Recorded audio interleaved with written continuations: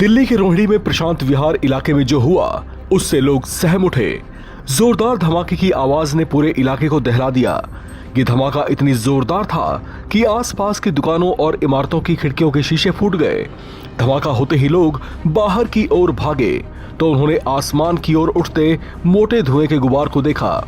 इसके बाद दिल्ली पुलिस के साथ साथ दूसरी एजेंसियां भी हरकत में आईं और घटनास्थल पर धमाके की जांच शुरू कर दी गई। ये धमाका किस तरह का था इस बारे में अभी कोई खुलासा नहीं हो सका है, लेकिन धमाका जितनी जोरदार आवाज वाला था उतना डैमेज इससे हुआ नहीं। ऐसे में इस फैक्टर पर भी संदेह हो रहा है। दिवाली से पहले क्या कोई साजिश?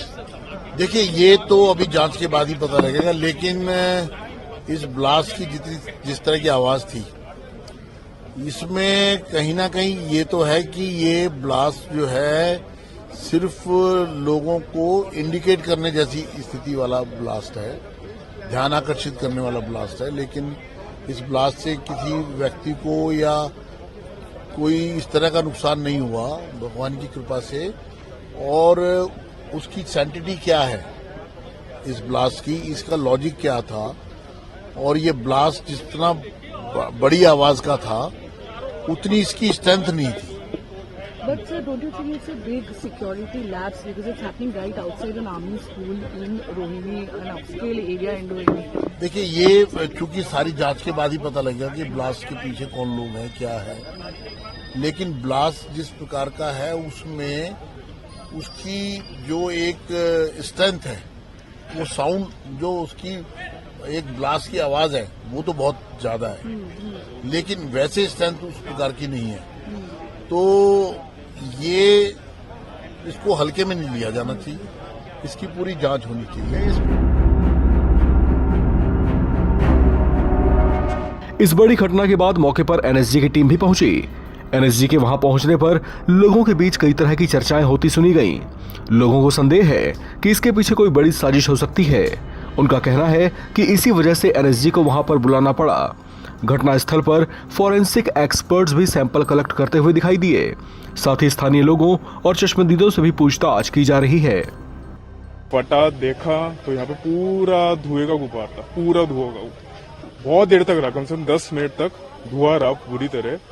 किसी को भी समझ नहीं आया। यहाँ पे आप देखोगे तो यहाँ पे जो सामने दुकानें हैं उनके ऊपर के शीशे भी टूटे हुए हैं, उनके नाम भी हिले हुए हैं, और अभी भी देखो नीचे शीशे का आपको पार्टिकल्स मिल जाएंगे।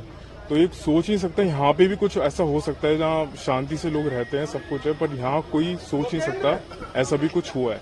तो ये बहुत इन्वेस्टिगेशन के लिए है, पुलिस के लिए, कि क्या हो सकता है। जब आप आए तो पुलिस कितनी देर के बाद यहाँ पर आई? पुलिस आ गई थी, ये नहीं कहूंगा कि पुलिस आ गई थी विदिन 5 मिनट, क्योंकि ये आवाज यहाँ पे क्राइम ब्रांच है, बिल्कुल आगे जाके, तो क्राइम ब्रांच तक आई है और तभी सब सुन के आए। और यहाँ पे पुलिस की चौकी भी है, तो पीछे रोहिणी कोर्ट भी है। तो ये बात है कि यहाँ तो वैसी सिक्योरिटी कंसर्न ज्यादा है। बिल्कुल अच्छी बात यह है कि सुबह का टाइम है, वरना शाम को बहुत भीड़ रहती है यहाँ पे, किसी की हताहत होने की कोई खबर है भी नहीं यहाँ पे। तो ये बहुत अच्छी बात है कि किसी को कुछ हुआ नहीं यहाँ पे बस। तो हमारा गार्ड ने सुबह 7:40 पे फोन कराया कि यहाँ बम फूटा है। तो ये बम जो फूटा वो सीआरपीएफ स्कूल के सामने है। तो हम भाग के यहाँ आए तो यहाँ पे बहुत सारा धुआं था, 6-7 फुट ऊपर धुआं ही धुआं था, 6-7 फुट ऊंचा धुआं ही धुआं नजर आया, जिसके कारण ये पूरी बिल्डिंग में सारे शीशे टूट गए हैं, सारे बोर्ड टूट गए हैं।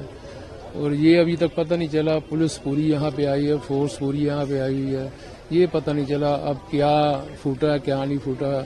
ये अभी सारी इंक्वायरी चल रही है और बाकी हम देखो क्या होता है।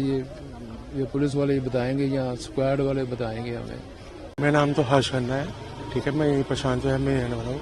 और ये जो सुबह धमाका हुआ है 7:40 के अराउंड हुआ है, घर के शीशे वगैरह हिले हैं हमारे भी। और सबसे मतलब ये है कि एक तो स्कूल में बच्चे नहीं थे, सुबह ट्रैफिक रहता है बसों का, शाम को ट्रैफिक रहता है, यहाँ पर गाड़ियाँ वाड़ियाँ बहुत ट्रैफिक रहता है। तो ये है कि कोई नुकसान नहीं हुआ इससे।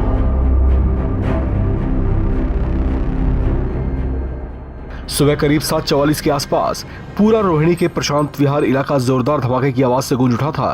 ये धमाका सीआरपीएफ स्कूल के नजदीक हुआ था। धमाके वाली जगह के नजदीक इमारतों के कांच टूटकर बिखर गए।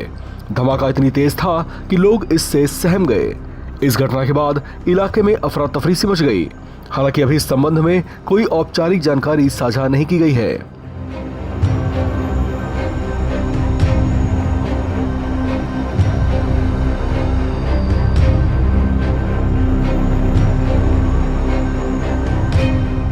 इस खबर में फिलहाल इतना ही।